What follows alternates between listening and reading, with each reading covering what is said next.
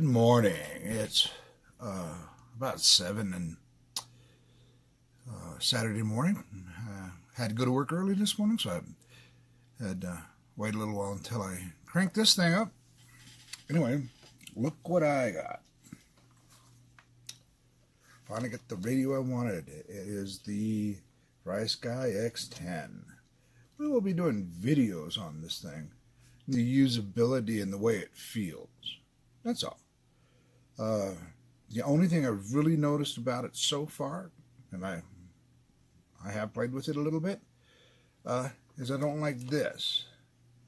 Because whenever you got it on your neck, it tends to fall this way, and it would be better if it fell out away from the things. But it tends to fall in. But I do kind of understand that, because if it falls away from you and mess around and walk around it away from you, look where those metal strips are on the display. So I'm going to have to get some kind of material and cover those up, slip-on stuff, and scratch my display up. I hate scratches in displays. Plus, I'll probably take it down to the phone repair store today or this afternoon, and have them cut a Gorilla Glass, and put Gorilla Glass on it, since it's not a touch screen, so I can put anything on it just to protect it from being scratched. Anyway, we'll talk more about this later. I just wanted to get something on. I haven't had anything go on for the last couple of days, so let me tell you what's been happening. Well, you can see that, I'm a techie by heart. And I got to say, I was flying. I lost 4 SIM cards in the last 3 days. And I'm going, what's going on? I mean, first, it looked like the brand new FrSky was destroying these things, because the one I got out of it wouldn't work in my player. And then I got the one out of my camera, and it kind of worked. And I got one out of my other camera, and it didn't work. So it was like 3 in a row. Then I noticed I had this cheap piece of thing that I was just plugging the little SIM cards into, and then the computer. That thing, finally I heard it go wah, and then turn bright, and then no more light from it. So it took out 4 SIM cards on me. So it's been an expensive week for SIM cards, but it keeps them, gotta admit, keeps them in business. Gotta keep them in business. So next thing we have is, if you'll notice, is the quad, and it came along. It's no longer the stock quad. It's like the Bruce Lee quad now, because it has got its atonements. I had to get another F4 flight controller for it. I had to get I went through 2 transmitters. This was all to get S-Bus with telemetry for my back to the radio. So turns out there's a whole different thing about that too. We'll get into that. Remember, these are very beginner things. So it's been put back together. It does have a little damage, where you'll see that my FCC marking, this whole thing got blown out in the last crash. This whole piece of stuff here. So I'm going to have to order a new top plate, because it actually broke out the sides when it hit the ground. So I'm not in a big hurry. The only thing I'm in a big hurry for is I'm going to order a nice helicopter receiver for this FrSky, and then we'll stick it back in a little reconditioned CP Pro, and we'll do helicopters again. Yeah, I intend to fly almost a little bit of everything. So, good morning, and I will talk to you in a few minutes.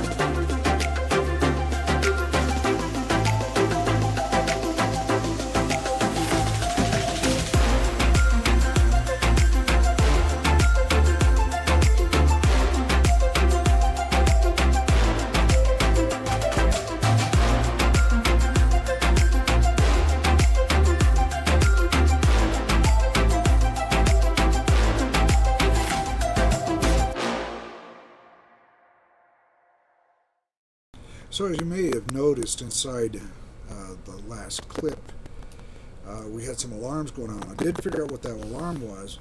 What I'd done is I'd made a mistake and had put my beeper alarm on the same channel as my flight modes. So that's all fixed. I also fixed the RSSI indicators